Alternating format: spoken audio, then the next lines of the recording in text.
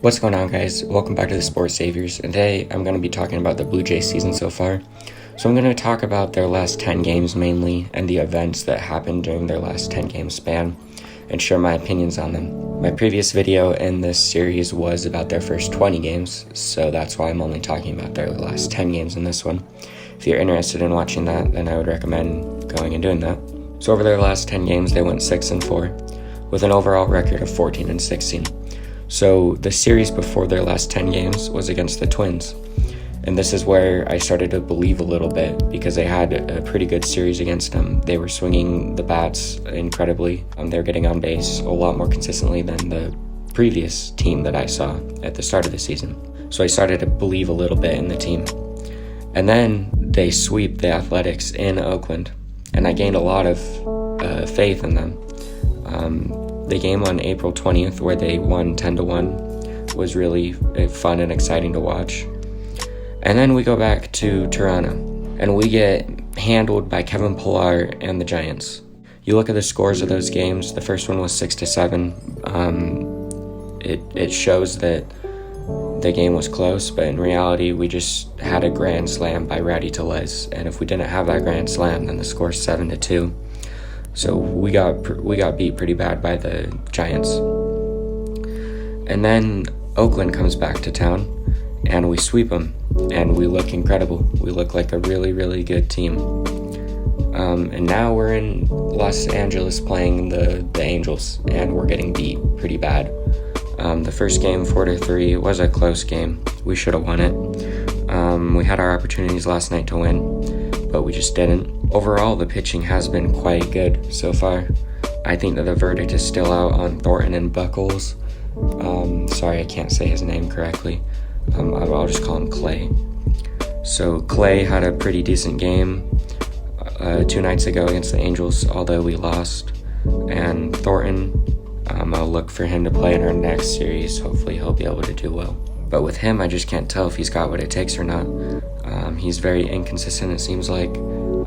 We've seen that he can dig himself out of some bad situations where he gets a lot of people on base in innings and he gets out of it without giving up a run. As far as our bullpen, I get kind of nervous when they put Elvis Luciano in. I get he's really young. I understand that he's got to grow as a player, but I still get nervous when they put him in. And I also really get nervous when a lot of people out of our bullpen get put in. Moving on to the trade rumors, if you guys haven't heard, apparently the Blue Jays are going to try to trade Justin Smoak, Aaron Sanchez, and Marcus Stroman. I don't really know what I think about this. There's nothing I can really do about it. I mean, I didn't want them to trade Kevin Pillar, but we did.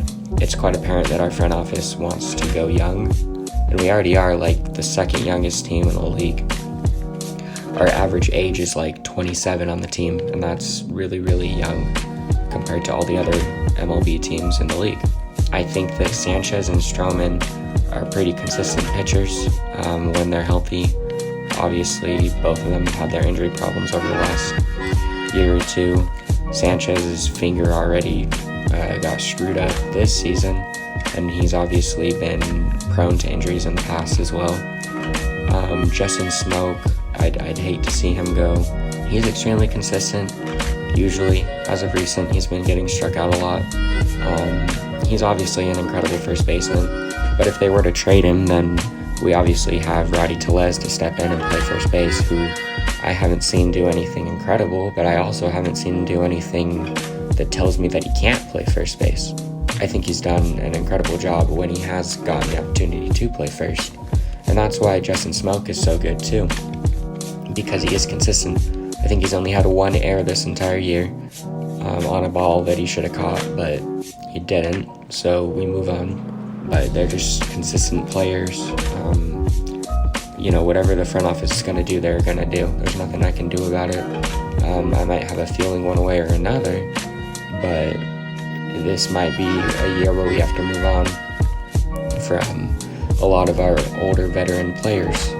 Not to say that those players are old, but it's quite apparent what the front office is trying to do, and I really wouldn't be surprised if we traded all 3 of these players. Hopefully in return we can get something worth our while Moving on to the Vladimir Guerrero Jr. call-up, so far I really haven't seen much out of him that tells me that he's just going to be this incredibly awesome superstar player in the league. I'm not saying that he's not going to be that player, and I understand he's only played 5 games, but again, I'm only talking about the last 10 games. So far I haven't seen much out of him that tells me that he's going to be this incredible player. Now you can tell that he has incredible power when swinging the bat. Some of the fly balls that he hits are just, it looks like he's not even putting any effort into it. And I'm saying this in a good way. Like, he's barely even like swinging the bat and the ball is almost going out of the park. I'm just waiting for him to catch hold of one of these balls like really well and for it to go over the fence, because that would be awesome, obviously. He's shown that he can field pretty well. He did have an error last night that he really should have got. And he has been walking. He has been drawing a lot of walks, which is a good thing. Obviously, he's being patient. I'd like to see his patience be a little bit better. He needs to be a little bit more disciplined at the plate. And I think he has a lot of pressure because of who his dad is and the amount of potential and all the news talking about him, all the media talking about how incredible he's going to be. And I think he has a lot of pressure. I just want the media to just let this kid be Vladimir Guerrero Jr. We don't need to be seeing his dad up in the stands, his reactions every single time Guerrero's hitting the ball or he's having an at-bat. I don't need to see his dad and his reactions. I want Vladimir Guerrero Jr. to write his own history, to be his own player. I don't think he needs all this pressure. But yeah, those are my thoughts on him. So I hope that Sanchez can play well tonight.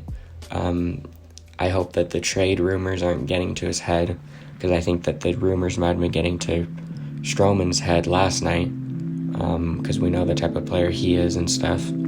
Also, I thought that it was incredibly sad that Shoemaker went out that way. He tore his ACL in Oakland. He was having an incredible season to start off.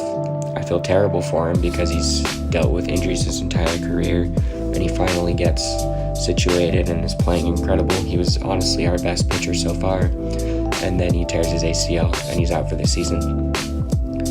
I'm pretty sad about that. So my final thoughts are they need to be more consistent. It's that simple. They can't be sweeping a team and then getting swept and then sweeping a team and then on the verge of getting swept. They can't do that and expect to win enough ball games to make the playoffs. They need to be winning games against every single team, whether it's 1 game or 2 games against a team in a series. They need to show more consistency. I also think that whatever the front office is going to do, they need to do it soon, because our young players that are going to be brought up from the minor leagues to develop need to be brought up soon so they can develop for next season.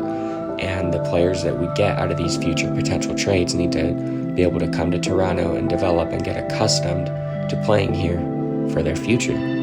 I don't know what the front office is going to do. Like I said, there's nothing I can do about it.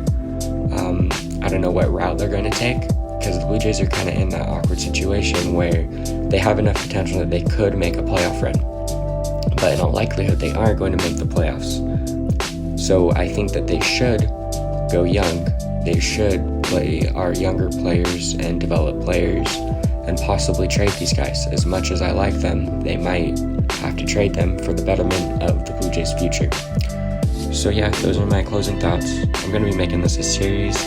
I'll do a video every 10 games that they play, give my thoughts, reactions to things that happen. So yeah, thank you for watching, and go Blue Jays.